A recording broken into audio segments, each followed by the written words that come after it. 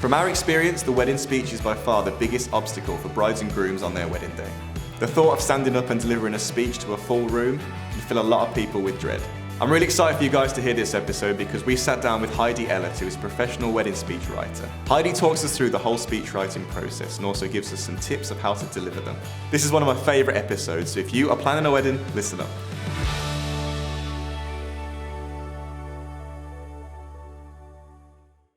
Hello and welcome to another episode of the Plan My Wedding podcast. We're back in the office today and I'm honestly so excited for this episode. Today we're talking about wedding speeches, and for a lot of people it's the biggest obstacle that they face on their wedding day. We see it firsthand, we see it every week. And today we're joined by a great guest. It's Heidi from Speechy, and Heidi is a professional wedding speech writer, and she's sat opposite me now, and Heidi is going to talk us through the do's and don'ts of wedding speeches. So Heidi, thanks so much for joining us and welcome to the office. Oh, thank you very much for having me. So before we get into this, I mean, there's so much to talk about. We're going to talk about planning, writing, delivering, father of the brides, bridal speeches. There's so much to get into. Before we get into that, just so people can understand who you are and where you came from, if you could tell us a bit about your background and a bit about Speechy, please, that'd be amazing. Yeah, so I've got a background in television. I was a producer and a director for almost 15 years, which inevitably involves a lot of writing as well. So I was working on a lot of entertainment shows, from the Sharon Osbourne show to the Richard Hammond 5 o'clock show to comedy shows and lightweight nonsense like the One Show. So there was a lot of script writing to be done for various presenters, and then on the day trying to direct them and get the best out of them. So learned a few skills about both working with people, getting the most out of them, and also trying to create entertaining and memorable content. So when I gave my own bride speech, it was something that I was actually looking forward to doing. I thought it was once in a lifetime opportunity to drop a love bomb on everyone I loved, and also throw a few compliments in my groom's direction instead of just the abuse that he was about to get from the best man. So I really relished giving my bride speech, and I actually got more compliments about that than I did my dress. So I don't know if that's a good thing or a bad thing, but it kind of gave me the sense that there was an opportunity for wedding speeches to be better. And over that summer and the previous summer, I'd been to quite a few weddings where not only were a lot of the speeches just really quite similar and boring and, tick box etiquette jobs, but I also saw quite a few that were really dire and potentially offensive.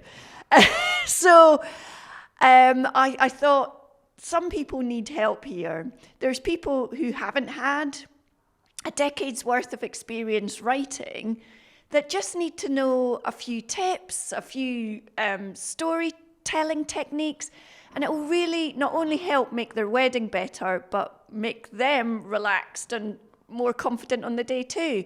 So that's really where the idea of Speechy came. And then because I'd worked in telly so long, I obviously knew quite a lot of people, and I was able to recruit really talented writers who had written for shows that are much more well respected than a lot of the shows that I worked on were. So comedy writers who have written for Mock the Week and Have I Got News for You, and basically writers at the top of their game. So we set up Speechy about 6 years ago now, and it's gone really well. That's so cool. The story that's amazing, to be fair. It makes you really relatable as well, that you've literally come from your own wedding and you've seen firsthand how people struggle and, everything about kind of speeches at weddings. It's interesting you've gone from, you said it was a bit mundane there, but I think it's so exciting that you just said you used to work in television and some of the shows that you've just listed there. How was it making the transition from kind of working in telly to going into the wedding industry for you? Well, it was huge. I wanted to move out of telly because I'd also, around that time, had my first child, and I wanted more controllable hours, as well as wanting to be more in charge of, well, make more money and have my own business. And then the reality of it is, as a lot of business owners will know, is the hours are much more than you expect. It's a baptism of fire when you start your own business, and as well as clearly, hopefully, mastering your craft, you have to master the world of marketing, running a website, and as you say, entering the world of the wedding industry. And to be fair, I probably was quite ignorant going into it. For example, when we first started off, we went to a wedding show, and I was still quite surprised at how few brides actually considered giving a wedding speech. I obviously understood that a lot of brides choose not to, but it just didn't even seem like it was a consideration, which I did find disappointing. As I hope we're one of the few bespoke wedding speech writers that not only work with the traditional three, but really target brides and recognise the diversity of the wedding speech lineup these days, not only with sort of straight and gay, but the uncles of the brides and joint speeches and grandparents giving speeches, and just the diversity there. So when I went to my first wedding show, I was a bit shocked by the sort of traditional thinking. But luckily, over the last 5 years, and I don't know if COVID has also had an impact on people sort of being forced to think about weddings a bit differently and moving away from the traditional ideas of what needs to be done. But definitely we are working with much more brides, and there's much more variety there. So that's a good thing. But yes, in answer to your question, it was a steep learning curve when I started up. I definitely agree with the diversity and how it's changed, because maybe like 3 or 4 years ago when we filmed, because we film everyone's speeches in full, and we didn't even have to question it before. It was a case of, we knew it was going to be the father of the bride, groom and best man without a doubt. There was rarely would see bride, rarely would see anyone else doing it. But now we've noticed that we have to ask now, like, how many speeches, and it's rarely 3 anymore. There's quite often a lot more than that. And in kind of different religions and different types of weddings, there can be a lot more than 3, above 10 we've done, above 15 we've done before. So it's completely changes, yeah. And it's not so much everyone stands up and makes an official long speech, but passing the microphone around the different tables, or someone coming up to the front and just giving like 30 seconds of kind of like wishes. But I've definitely noticed that change as well. Oh, well, that's so reassuring for us. And I hope that comes from people realising the sort of opportunity there is in speeches, that it shouldn't be seen as a chore or a dreaded to do, that actually this is the way that you can provide personality on the day. Of course, the flowers add the beauty and the DJ adds the tunes and things, but the speeches are your chance to really communicate with people, and it's all the people you love there. And I kind of see a wedding speech as the yin to the eulogy yang, in terms of, this is a once in a lifetime moment for you to really sum up what you're about, who you're about, what you care about, and you're actually there to enjoy it. So you get to see the people you love react to what you're saying, and there's rarely other opportunities to do that. So not only can you touch people deeply with the sentiment that you're saying, but you can really make them laugh, and you can bring back fond memories, and you can really get people rooting for your marriage. So there's loads to be done there, and it doesn't need to be intimidating either. Well, let's start there then, because it's the obvious place to start for me. Without a doubt, single-handedly, by far, it is the biggest obstacle that people face on the wedding day that we see. We'll arrive in the morning when they're getting ready, the bride and groom are getting ready, and we'll say to the groom, usually the groom, how's it going? You feeling okay? And the response is always, I'll be okay after the speech. Always the response, because it just fills people with absolute dread. And I see people eat, because quite often the speeches are after food. We'll get into that a bit later, but I've seen people shaking and don't even eat the food that they paid £80 a head for. And it's just a case of getting through. I've got to get through this speech. And like you just said, it's a chance to kind of celebrate and to tell some amazing stories and to enjoy it. So first of all, why do people struggle so much with nerves, and why do they dread it, do you think? Well, I think, to be fair, this isn't something that we don't do much, is it? And, for the majority of people, we don't even give business presentations. So standing up in front of people is really quite scary. I mean, I do it myself. I gave a maid of honor speech, and despite, I think, being quite a chatty, outgoing person, being in front of friends that I knew and realizing it was such a special moment, I was suddenly shocked and found it more intimidating than I perhaps thought I would have. For those that are already dreading it, it's even worse. And what I say to people is basically two things. First of all, you need to have a speech that you know is good. You've got to feel confident that A, people are laugh, and B, it touches all those sentimental elements that you want to get in there. The second thing that I say is it's less about you and it's all about your content. And I also run delivery workshops, and obviously everyone's got their own little quirks and challenges to get over. But the main thing is seeing yourself as a conduit for the content rather than people looking at you. They are listening to what you say. And so in a way, you've got to see yourself as like a primary school teacher telling a story to kids. So you've got to lose all your pretentiousness. You've got to bring the story to life with all the facial expressions and just be thinking about the reaction you want to get out of people. So yeah, I know that's easier said than done, but have a good speech, stage one, and then focus on getting the reaction as opposed to yourself. That's great advice. And in terms of pressures that you mentioned there, I mean, I don't know about you, but I see the pressures differently depending on who's speaking. So, for example, the father of the bride or the parental figure, whoever steps up in that role, there seems like there's no pressure on that person doing the speech. You know what I mean? There's more affection and more, I don't know, it seems more emotional, that first speech, where he's probably going to say nice things about his daughter.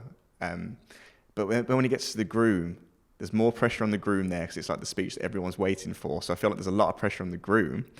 And then the best man, in my opinion, has the most pressure because there's like almost like an attitude like, go on then, make us laugh. You have to make us laugh. You have to entertain us. Yeah. So what do you think about that? The pressure's affecting different person who's speaking? Yes. Or is it the same? I mean, I'd say absolutely the best man has the most pressure. And it is a shame. But in a way, at least you know you've got one job, haven't you? And it is laughter. That is your job.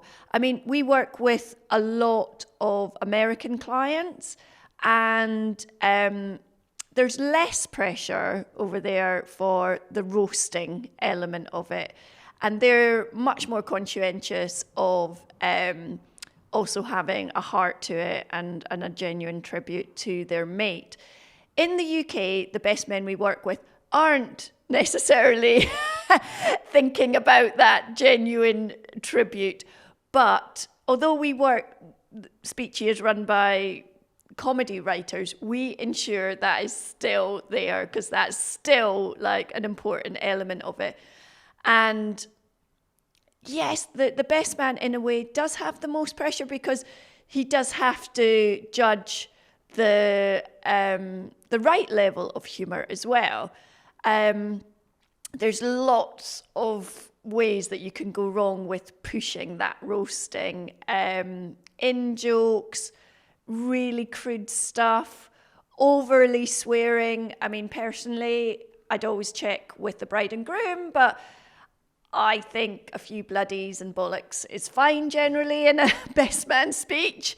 But also, you know, your assumptions of what is appropriate in terms of ex-girlfriends, although you might know the couple are going to be cool with it, the bride's parents might not be. I was about to jump in and say that because we saw that recently. I won't say who it was, but it was really crude, and I could just tell like the parents were just like cringing and wincing a bit.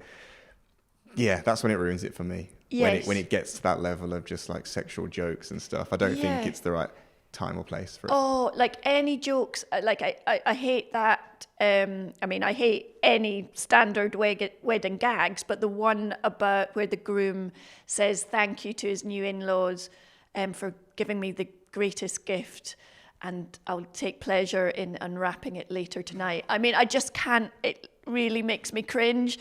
And then, but yeah, back to the best man.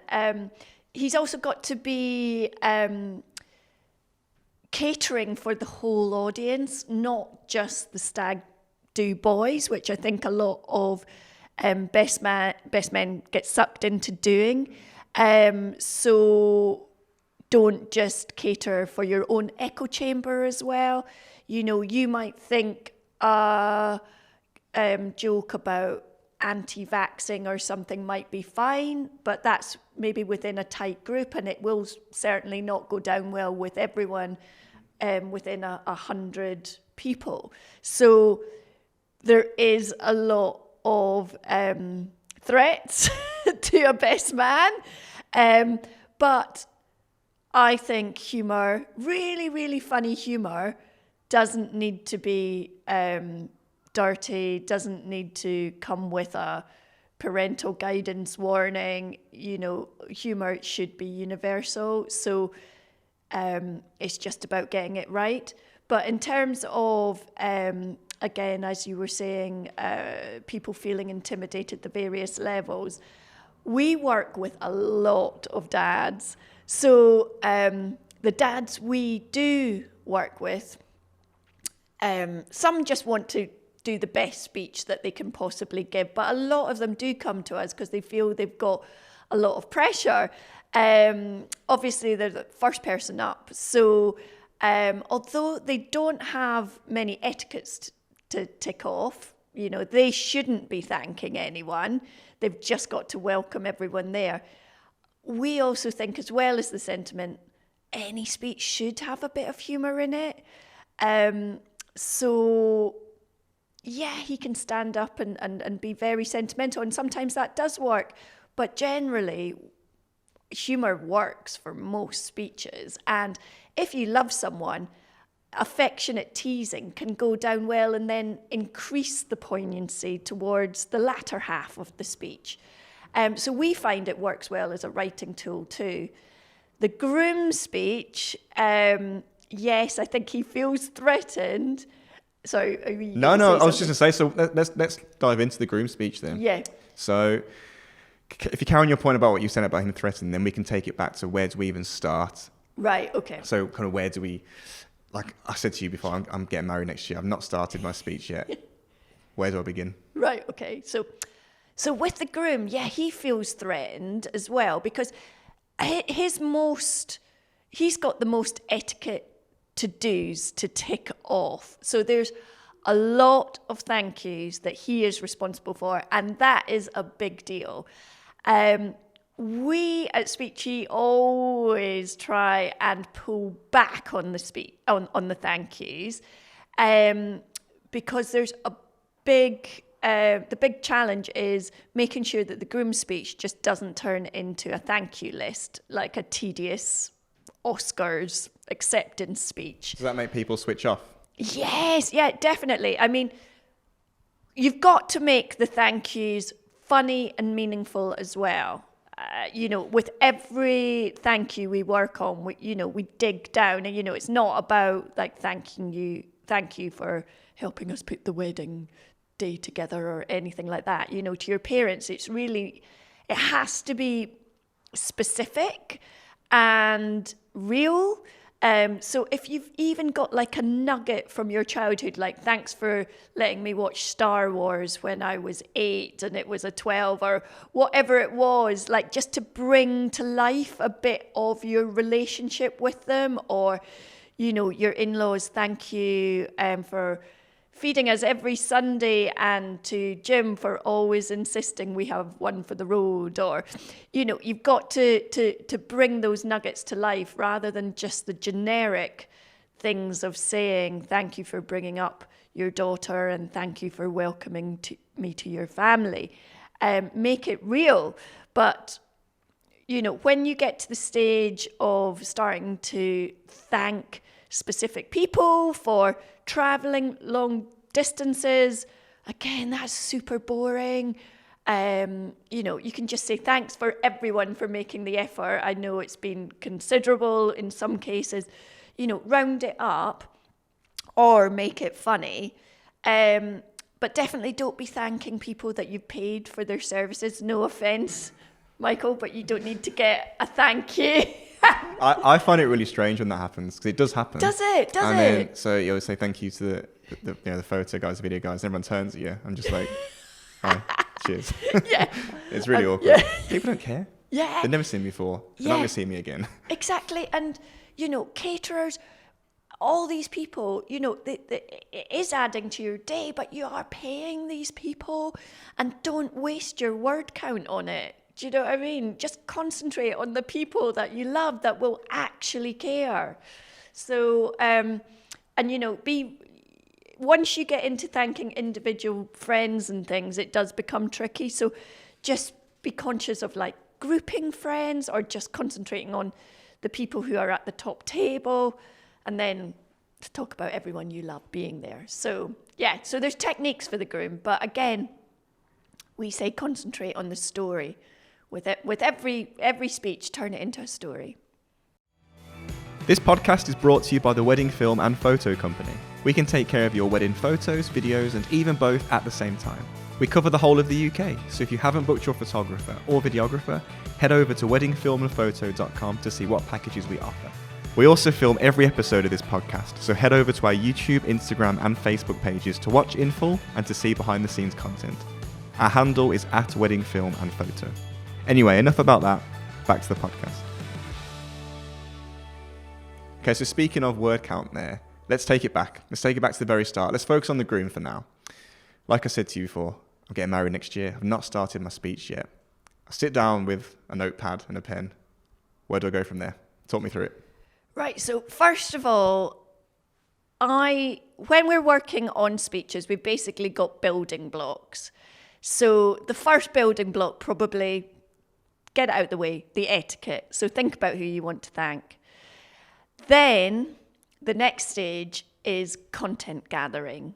And that's basically brainstorming. All your favourite stories, all your insights, and gathering them together. So sitting down with a blank page, that's hard to do. So maybe look through all your old photos, think about the cornerstones of your relationship. So when you first met, when you went on a first date, when you knew it was serious, when you split up, when you got back together, when you moved in together, when you proposed. So think about those moments. Then think about all the great stories that you've had, stuff that still makes you laugh. Then think about your partner's qualities. So what are the quirky qualities of your partner that make her different to every other bride? So when we initially speak to grooms, a lot of them say their brides are funny, hardworking, really thoughtful. it needs to be more specific than that. So what are the qualities that all her friends would describe her as? You know, is she forgetful? Is she a shopaholic? All the things that make her her. Is she a library lover, a gym bunny, all those sort of things? And then think about the things that prove it, like she can't walk past a TK Maxx without, you know, buying some ski wear in the middle of summer or whatever it is. You know, think about the examples that prove those qualities in action. So if she was forgetful, you know, about the time that she forgot she was a year older than she was, or, you know, get specific, because a lot of adjectives become meaningless unless you can prove they're true. So this is a big stage of your of your speech writing, is thinking and gathering all those little stories and insights and description of your partner. Now, once you've got all that together, then you start looking for a theme that sort of brings it all together. So is it that she's really loud, and you sort of talk about your relationship in terms of the first time you heard her, the first time you got told off for being too loud in a restaurant, and then end it with the only time she's been silent was when you proposed and she kept you waiting for 2 minutes, or whatever it is like that. Or it could be a simple theme about, like, you could be, and this is a theme that works for most people, is like opposites attract. And then you work out, how are you going to tell your favorite stories or your insights in a way that sort of comes under that sort of theme. Or it could be another classic way of packaging up all those different elements of your speech, is to look at how your relationship might vary between a traditional Disney fairy tale. So instead of meeting at a castle, you met at the Slug and Lettuce, and you know, you get the idea that, you know, you don't see many princesses getting drunk on 6 shots of tequila or whatever it is. But try and find a way that links your stories, that can bring everything together, so that when you're opening up your speech, you say something like, you welcome everyone, and you go, now today, rather than give a traditional speech, I wanted to tell you a story. And it's a story about us, but it's not a traditional fairy tale. The first time I met my partner, she was, I don't know what it was, but she was dancing, doing limba in a bar at 3 a.m. in the morning, or whatever it was. And then when you have to echo the start at the end. So, okay, so we might not be the Disney idea of a fairy tale, but she's the one for me, and I know it. And sometimes in the middle of your life, you find your very own fairy tale or something like that, just so that it packages it up a bit better. Yeah, that's good. I mean, it's basically what you're saying is to make it unique, aren't you? And away from that traditional kind of speech writing process. And I see that a lot, and I don't want to slag off previous grooms at all, but a lot of people just go straight to Google, don't they? And they look at one-liners or groom speech tips or something like that. And doing so many of these weddings, we hear the same ones over and over again. And I guess for people who don't go to a lot of weddings, it's maybe they don't see it as something that's quite repetitive, but we see it every single week. We rarely see a really unique speech. When we do, we love them because it's great content for the videos. So, I mean, yeah, we've got to tell people to get away from Google, right? Yeah. Unless they're searching Speechy. Yeah, exactly, Michael. Yeah, Google is a dangerous place for grooms. It's where you think you should go just to start off, but then you get sucked into looking at gags and you're tempted to use them, possibly just to even open your speech with one good gag. You think, oh, I'll just have that one at the start to kick off. But the problem with that is that then everyone thinks that the rest of your gags are Googled as well, and you ruin all your unique comedy. So don't do it. Don't have any of those gags that we've heard before. And to be honest, don't have them because they're bad. If a gag can be said in another groom speech, it shouldn't be in yours. That's interesting because people should understand that although, say they come across this Google page for the first time and they think, oh, that's hilarious, I've never heard that before. Lots of other people have heard it countless times before, right? Yeah, absolutely. And even if you get to page 6 of Google and you think, oh no, they're not going to see that one, you do. And you can tell what's generic. So avoid them. And the truth is, being funny isn't hard. Like, all you have to do is observe. Like, look at your relationship for a week and you'll see the funny things, the things you take for granted. Look at them and spot them. The weird quirks of your relationship, like why they do that, why you do this, what frustrates you about your partner. You know, do they drink from the milk carton? Do they never shut the cupboard door? Does your partner always get frustrated with you because you don't load the dishwasher right? Or do you always spoil the end of films by giving away the ending? It's all that. Just that is much funnier for people because they know it's about you. They recognize who you're talking about. And even if it's not a massive belly laugh, it will make people smile. And that's what you want to do as a groom. You don't need the big belly laughs. If you get them, fine. But you want people smile, and not a polite smile, a hearty smile from the heart. And once you smile and everyone's smiling, it's smiling and laughter are infectious. So, you know, kick it off with some unique humor and people will be laughing and smiling. On behalf of my wife and I, that's the most common one that we hear all the time. John's laughing. Did you say that at yours? Did you say that? Yeah. I mean, to be fair, that's one of the few things we let go sometimes because you're guaranteed applause, and it's almost like it is almost expected. So I don't find that one too bad. It's more the gags that I find like painful. Okay. Yeah. Cool. Okay. So let's imagine they've written their speech.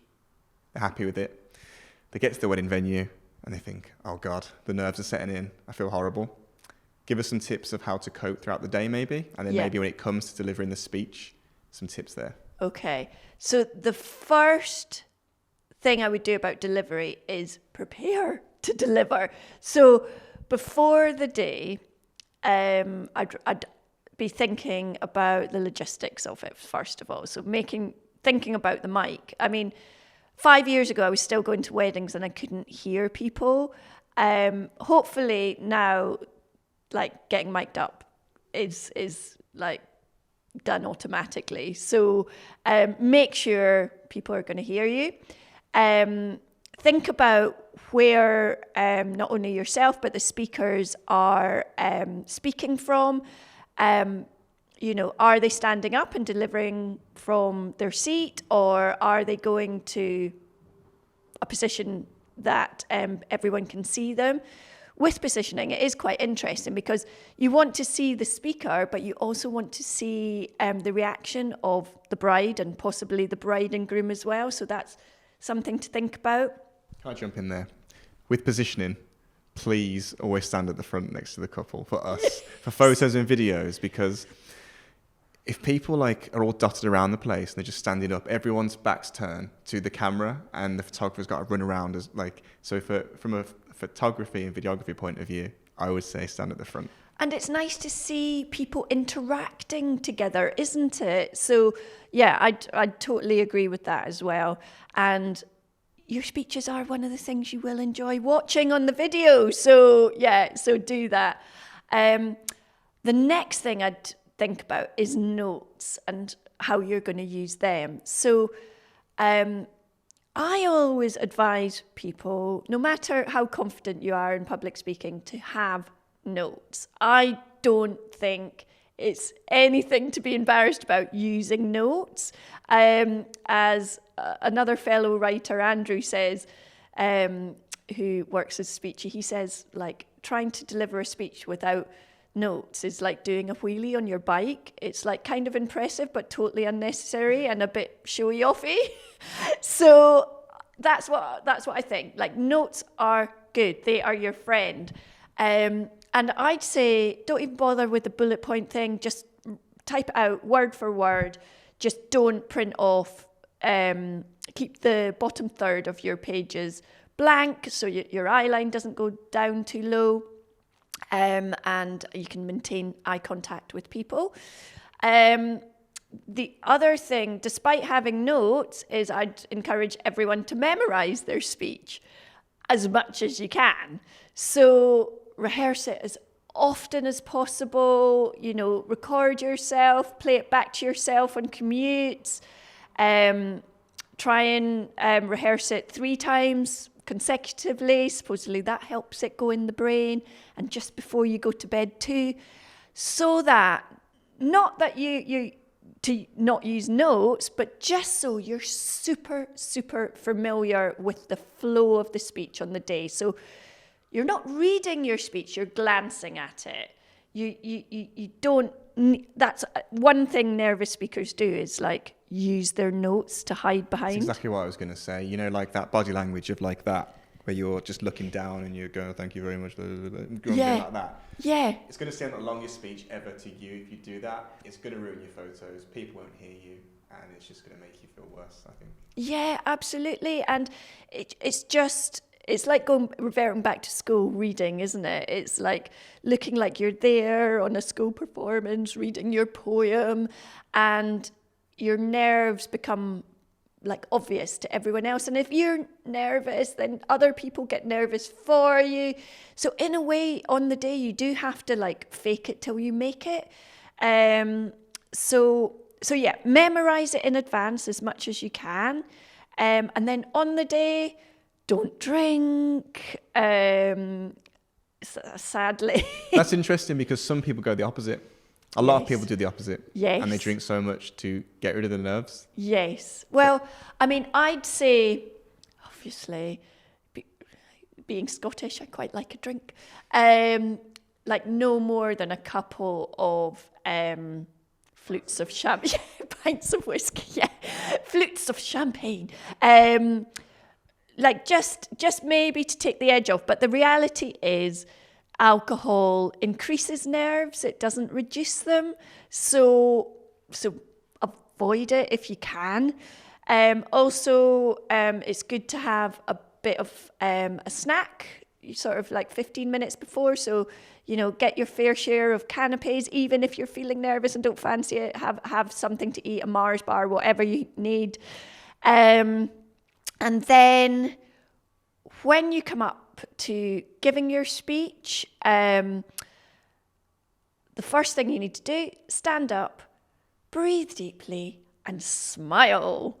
Like, smile, take a pause, smile at everyone, even if it's fake. A fake smile supposedly tricks your body into relaxing as well.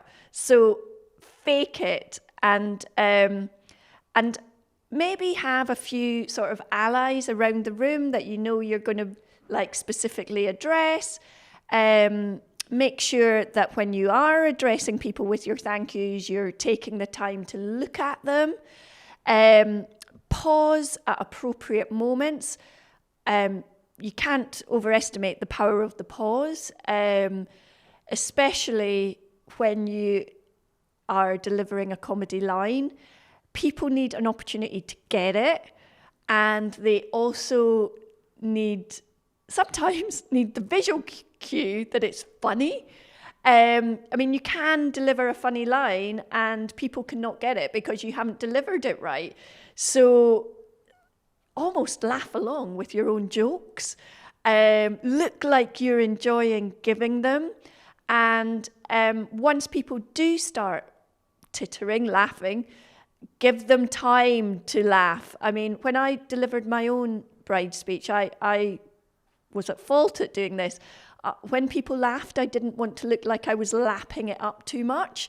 So I just cut into it and started like with my next bit, which was a shame. And then actually people didn't hear the next bit that I was trying to say. So enjoy it, relish the laughter, and also add a pause when you're saying the sentimental bits to your partner as well, and, you know, pat them on the back and interact, and,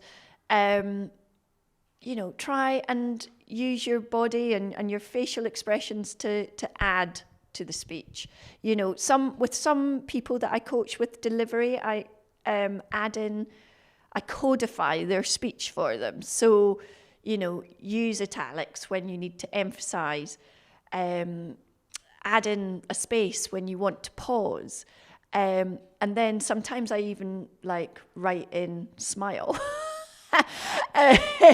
Just to remind people to keep on smiling, because some people are just prone to forgetting.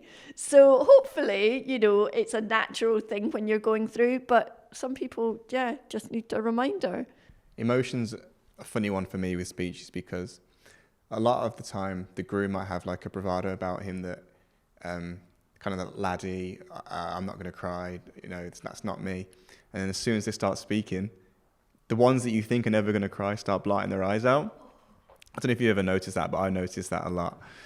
I mean, how should someone react if they find themselves absolutely crying their eyes out when they think they weren't going to, or they're getting choked up, they can't get their words out? Oh, well, I would love that. Let's face it, the whole of your guests are going to love that. Even your mates, like that's pure emotion, isn't it? Like, go with it and don't feel bad about it, and, you know, enjoy the emotion that you're feeling. If it's getting too much, obviously just take a drink of water.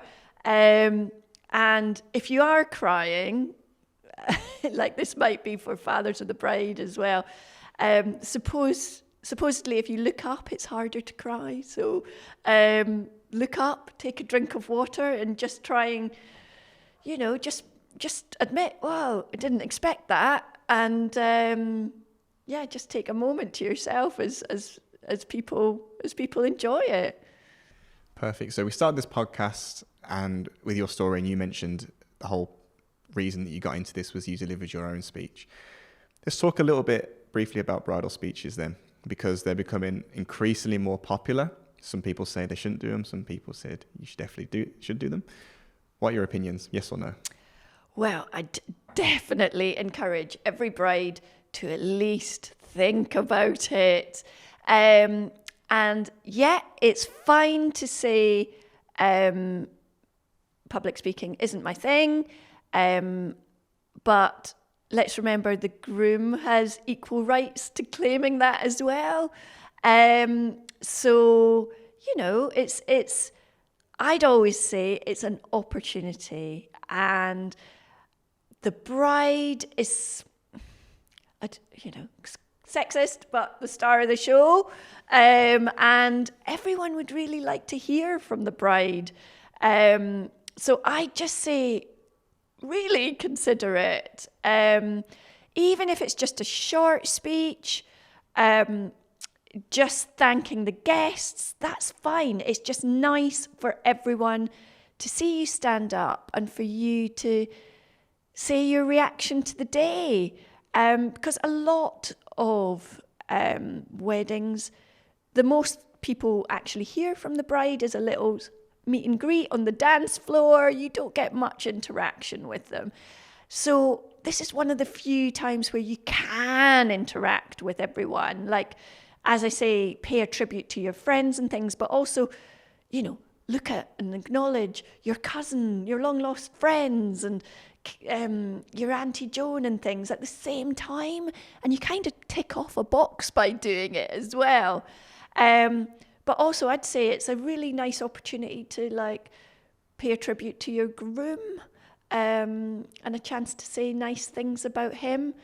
The brides that we work with are all get it from the get-go, and they want to do a bit more than just thank yous and sit down.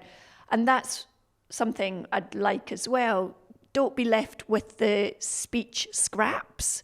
Make sure you get your share of the good stories and that you feel you can have the same amount of time on the mic, I'd say it's exactly the same potential as a groom speech, and I'd encourage every bride, speaking from personal experience, to grab it with both hands. Perfect. So before we wrap up, I do this with every guest. I'm going to put you on the spot. Don't get so worried. 3 top tips for the perfect wedding speech. 3 top tips. Hit me. Okay. Avoid any Googled lines, humour or sentiment. Look at your relationship and look at why it is different to other people's. And 3, don't get caught up with the etiquette. Make sure it's a story focusing on your partner. Perfect. Well, thank you so much for those tips. That was great. That's very hard. That was great. That was a challenge. Oh, it was great. It was brilliant. That was amazing. There were so many great insights there. And you've got a book coming out. Is that right? Yes. I've just finished the first draft. 45,000 words about wedding speeches. Who'd have thought? But yeah, it's targeting brides and grooms, their wedding speeches, how to make it a truly awesome moment that you can add to your day, and also enjoy working on it together, hopefully, as well. So we look at everything from joint speeches to how you schedule your speeches, who else you ask to give a speech, and also delivering speeches. So plenty of inspiration there, hopefully, but it's not out until spring next year. That's okay. We can wait. Heidi, thank you so much for joining us. That was everything that I wanted it to be. That was brilliant. So I hope you've enjoyed it. And, yes. And thanks so much for coming down to us today. Oh, thank you. Catch you all next time. Cheers.